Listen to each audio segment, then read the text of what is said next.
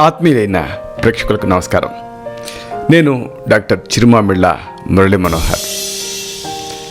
ఈ కార్యక్రమంలో ఒక ముఖ్యమైన విషయాన్ని మనం తెలుసుకోబోతున్నాం. కొంతమందిలో ఇబ్బంది పెట్టేటటువంటి విషయం ఇది.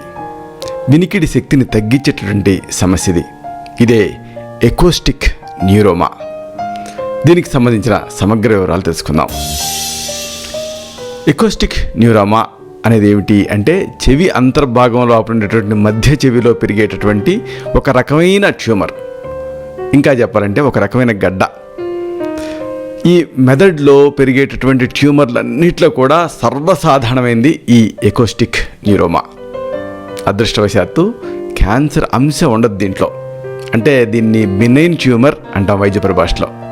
అయినప్పటికీ కూడా ఇది ట్యూమర్ కాబట్టి అనేక రకాలైన చిక్కులన్నీ, ఇక్కట్లన్నీ వీటన్నిటినీ కలిగిస్తుంది. కాబట్టి చికిత్సాపరంగా దీనికి చాలా ప్రాధాన్యత ఉంది. ముఖ్యంగా ఆయుర్వేద చికిత్సా వ్యూహం, ఆయుర్వేద చికిత్సా విధానాలు, వీటిని మనం తెలుసుకోబోతున్నాం. దీని గురించి తెలుసుకోవాలంటే చెవి లోపల ఉండేటటువంటి అంతర్నిర్మాణం, దీని గురించి కొద్దిగా మనకి అవగాహన ఉండాలి. కాబట్టి దీని గురించి కొద్దిగా తెలుసుకుందాం. చెవి అనాటమీ, ఇది తెలుసుకోవడం అవసరం. శ్రవణ నాడి, దీన్ని ఆడిటరీ నర్వ్ అంటారు. ఇదేమిటి? లోపల చెవికి మెదడుకి మధ్యన ఉంటుంది ఇది. దీన్నే 8వ కపాల నాడిగా, అంటే వెస్టిబులోకాక్లియర్ నర్వ్ అని కూడా అంటారు. వినికిడికి సంబంధించి, శరీరపు సమతూకానికి సంబంధించి సమాచారాన్ని ఇది ఏం చేస్తుంది? మెదడుకి చేరేస్తుంది. ఇది నిజానికి వెస్టిబులర్ కాక్లియర్ అనే 2 నరాల సంయోగం. వెస్టిబులర్ నర్వ్ ఏం చేస్తుంది? సమతూకానికి కారణమవుతుంది. కాక్లియర్ నర్వ్ ఏం చేస్తుంది? వినికిడికి కారణమవుతుంది. ష్వాన్ సెల్స్ అని, ష్వాన్ కణాలు, ఇవి ఈ నరాన్ని ఇలాగా పొరల మాదిరిగా కప్పుంచుతాయి. ఒకవేళ ఈ కణాలు అదుపు తప్పాయనుకోండి, ఎక్కువ సంఖ్యలో పెరిగాయనుకోండి, అప్పుడు ఎకోస్టిక్ న్యూరోమా అనేది తయారవుతుంది. ఈ ష్వాన్ సెల్స్, ఈ ష్వాన్ కణాలు అదుపు తప్పి వేగంగా పెరగటం వల్ల ఈ ట్యూమర్ తయారవుతుంది. కాబట్టి దీన్ని వెస్టిబులర్ ష్వానోమా, ఓమా అంటే ట్యూమర్, ష్వానోమా అని కూడా అంటారు. 22nd క్రోమోజోమ్ అంటే 22వ క్రోమోజోమ్లో ఉండేటటువంటి జన్యువుల్లో అసహజత్వం చోటు చేసుకోవటం వల్ల ఈ ష్వాన్ కణాలు నియంత్రించేటటువంటి ప్రోటీన్ ఉత్పత్తిలో మార్పు వచ్చి ఈ వ్యాధి వస్తుంది అనేది ఒక ప్రతిపాదన. ఒకవేళ దీన్ని సరైన టైంలో గుర్తించకపోయినా, లేదా చికిత్స తీసుకోకుండా అశ్రద్ధ చేసినా, అప్పుడు ఏం జరుగుతుందంటే మధ్య చెవి లోపల ఉండేటువంటి కపాలపు ఎముకల ద్వారా పెద్దగా పెరిగిపోతుంది. ఇది పెరిగి మెదడు లోపల ఉండేటువంటి ముఖ్యమైన భాగాలు ఉంటాయి కదా, వీటి మీద ఒత్తిడిని కలిగజేస్తుంది. అలాగే ఈ శ్రవణ నాడి మీద కూడా ఒత్తిడిని కలిగిస్తుంది. దీంతో ఏం జరుగుతుంది? శ్రవణ నాడి విధులు ఉంటాయి కదా, వాటికి ఆటంకం కలుగుతుంది. ఎకోస్టిక్ న్యూరోమా క్యాన్సర్ గడ్డగా పరిణమించదు. అయినప్పటికీ కూడా లెక్కకు మించి పెరిగిందనుకోండి, అప్పుడు మెదడు లోపల ఉండేటటువంటి ముఖ్య భాగాల మీద ఒత్తిడి పెరిగిపోతుంది. అప్పుడు ఏం జరుగుతుంది? ఒత్తిడి పెరిగింది కదా, ఈ మెదడు నిర్వహించే కీలక కార్యకలాపాలకి అంతరాయం కలుగుతుంది. ఇది ఒక రిస్క్. ఎకోస్టిక్ న్యూరోమా వ్యాధికి కారణాలు స్పష్టంగా తెలియవు. శ్రవణనాడిలో ష్వాన్ కణాలు ఈ ట్యూమర్ లేదా గడ్డగా మారటానికి గల కారణాల మీద మెడికల్ సైంటిస్టులకి, వైద్య శాస్త్రవేత్తలకి ఇంతవరకు కూడా స్పష్టమైన అవగాహన లేదు. ఈ దిశగా అధ్యయనాలు జరుగుతున్నాయి. సాధారణంగా ఈ వ్యాధి 30 నుంచి 50 ఏళ్ల మధ్యలో బయటపడుతుంది. చిన్నపిల్లల్లో కనిపించడం చాలా అరుదు. పురుషుల కంటే మహిళల్లో కొద్దిగా ఎక్కువగా ఇది కనిపిస్తుంది. కొంతమంది వ్యక్తులలో న్యూరోఫైబ్రోమాటోసిస్ అని ఒక నరాలకు సంబంధించిన వ్యాధి ఉంటుంది. వంశపారపర్యంగా ఇది నడుస్తూ ఉంటుంది. అలాంటి వ్యక్తుల్లో, అంటే ఈ న్యూరోఫైబ్రోమాటోసిస్ ఉన్న వాళ్ళల్లో ఎకోస్టిక్ న్యూరోమా 2 చెవుల్లోనూ తయారయ్యేటువంటి అవకాశం ఉంటుంది. ఎకోస్టిక్ న్యూరోమా వ్యాధిగ్రస్తులలో 100 అంటే ప్రతి 100 మందిలో 10 మందికి న్యూరోఫైబ్రోమాటోసిస్ ఉండేటటువంటి అవకాశం ఉంటుంది. మామూలుగా ఇది ఎందుకు వస్తుంది అంటే, ఒక్కోసారి లౌడ్ స్పీకర్లలో పెద్ద శబ్దాలని ఎక్కువగా వినే వ్యక్తులలో ఈ ఎకోస్టిక్ న్యూరోమా వ్యాధి కనిపించేటటువంటి అవకాశం ఉంది. ఇది ఒక అధ్యయనం. సరే, ఈ సందర్భంగా మరి ఆయుర్వేదం ఏం చెప్తుంది? ఆయుర్వేద దృక్పథం ఏమిటి? ఇది తెలుసుకుందాం. ఆయుర్వేదంలో చెవికి సంబంధించినటువంటి వ్యాధుల్ని కర్ణ వ్యాధులు అంటారు. ఎకోస్టిక్ న్యూరోమా వ్యాధి లక్షణాలు శాలాక్య తంత్రం, దాంట్లో ముఖ్యంగా కర్ణ వ్యాధుల్లో వివరించినటువంటి కర్ణార్బుదం అనే వ్యాధి లక్షణాలతో సరిపోతాయి. ఆ ఆయుర్వేదం ఏం చెప్తుందంటే, ప్రకోపించినటువంటి వాతం ఇలాంటి దోషాలు వృద్ధి చెంది గోళాకారాన్ని పొంది అల్ప వేదన కలిగినటువంటి మృదువైన దృఢమైన మూలం కలిగినటువంటి చిరకాలానికి వృద్ధి చెందేటటువంటి చిరకాలానికి పక్వమయ్యేటువంటి వాపుని అర్బుదం అని అంటారని ఆయుర్వేద శాస్త్రం చెప్తుంది. అర్బుదంలో కఫాధిక్యత అలాగే మేధో బాహుళ్యత వీటి వల్ల ఏం జరుగుతుంది, దోషాలు స్థిరత్వాన్ని గ్రంథి రూపాన్ని పొందుతాయి, పాక స్వభావాన్ని కోల్పోతాయి. అందుకే ఇది దీర్ఘకాలం పాటు కొనసాగుతుంది అంటుంది ఆయుర్వేద శాస్త్రం. సరే, మరి ఈ ఎకోస్టిక్ న్యూరోమాని ఎలా గుర్తించాలి, దీనికి సంబంధించిన లక్షణాలు ఏమిటి, వీటిని తెలుసుకుందాం. ఎకోస్టిక్ న్యూరోమా అనేది చాలా నెమ్మదిగా పెరిగేటువంటి వ్యాధి కాబట్టి ఈ లక్షణాలని అందరూ గుర్తించలేకపోవచ్చు. ఈ వ్యాధిలో అన్నిటికంటే ముందు కనిపించే లక్షణం ఏమిటి అంటే వినికిడి శక్తి తగ్గటం. 2 చెవుల్లో కాకుండా ట్యూమర్ పెరిగే చెవిలో మాత్రమే వినికిడి శక్తి తగ్గుతుంది. ఇది ఒక ముఖ్య లక్షణం. ట్యూమర్ పెరుగుదల చాలా నెమ్మదిగా జరుగుతుంది కాబట్టి వినికిడి శక్తి కూడా చాలా నెమ్మదిగా తగ్గిపోతుంది. చాలా సందర్భాలలో బాధితులు ఈ వినకపడకపోవటం అనే లక్షణాన్ని పెద్దగా పట్టించుకోరు. ఇలాగా వినపడనప్పుడు ఏమనుకుంటారంటే ఏదో ప్రత్యామ్నాయాలని అన్వేషిస్తూ ఉంటారు, ఏదో తగ్గింది అనుకుంటారు, దానిపైన శ్రద్ధ వెళ్ళదు. ఉదాహరణకు ఒక చెవితో టెలిఫోన్ సంభాషణలు వినలేకపోతే మరో చెవికి హెడ్సెట్ మార్చుకుంటారు. ఇటు వినపట్లేదు అనుకోండి, ఇటు మార్చుకుంటారు. ఎందుకు వినపట్లేదని ఆలోచించరు. తమ వినికిడి శక్తి లోపల ఉండేటువంటి క్షీణతని గుర్తించరు. అలాగే పక్కన కూర్చున్నటువంటి వాళ్ళు చెవిలో చిన్న శబ్దంతో ఏదన్నా చెప్పారనుకోండి, అప్పుడు ఏమిటబ్బా వినపట్లేదు అని అనుకోరు, ఈ చెవితో వినటానికి ట్రై చేస్తారు తలను వంచి. అంతే తప్పితే వినికిడి శక్తి ఎందుకు తగ్గింది అని ఆలోచించరు. కొన్ని కేసులలో ఉన్నట్టుండి కూడా వినికిడి శక్తి తగ్గిపోవచ్చు. ఇలాంటి సందర్భాలలో మాత్రం ఆ బాధితులు కాస్త ఆందోళన చెందుతారు. న్యూరోఫైబ్రోమాటోసిస్ లాంటి నరాల వ్యాధులు ఉన్నప్పుడు ఆ గ్రంథుల వ్యాధులలో 2 చెవుల్లో ఒకేసారి వినికిడి శక్తి తగ్గిపోయేటువంటి అవకాశం ఉంటుంది. అయితే ఇలా జరగటం చాలా అరుదు. ఎకోస్టిక్ న్యూరోమా వ్యాధి వచ్చిన వాళ్ళలో చెవిలో అంతర్గతంగా ఏదో ఒక శబ్దం వినిపిస్తూ ఉంటుంది. ఈ శబ్దం ఎలా ఉంటుంది అని పేషెంట్ని అడిగినప్పుడు ఏం చెబుతారంటే హోరులాగా ఉంటుంది డాక్టర్ గారు అంటారు. కొంతమంది నాదస్వరంలాగా రకరకాలుగా ఉంటుందని చెప్తూ ఉంటారు. దీనివల్ల ఎదుటి వాళ్ళు మాట్లాడేటువంటి మాటలు వినపడవు. అలాగే ఇతర శబ్దాలు కూడా వినిపించకుండా ఉండేటువంటి అవకాశం ఉంటుంది, ఎందుకంటే హోరు ఉంటూ ఉంటుంది లోపల. ఇవి కాకుండా ఈ వ్యాధిలో వేరే లక్షణాలు కూడా ఉండేటువంటి అవకాశం ఉంటుంది.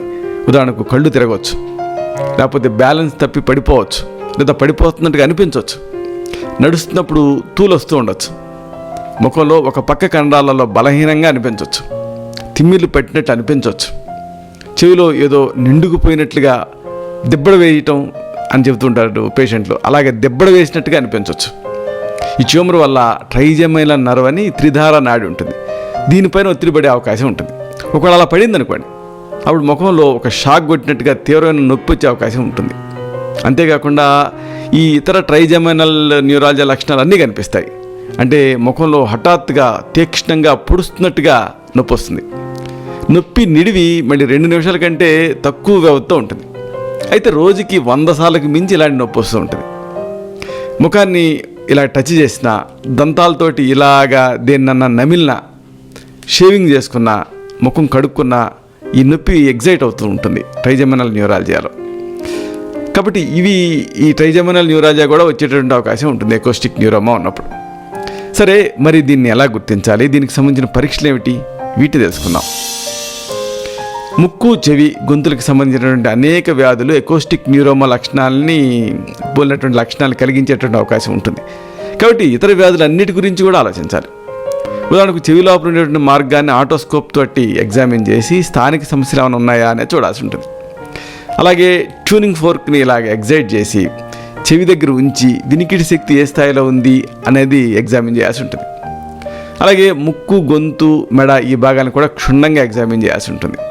ముఖంలో ఉండేటువంటి ముఖ్యమైన నరాలు ఉంటాయి, వీటిని పరీక్షించాలి. అలాగే ఆ నరాల విధులు సరిగ్గా ఉన్నాయా లేవా, సక్రమంగా నిర్వర్తిస్తున్నాయా లేదా అనేది చూడాల్సి ఉంటుంది.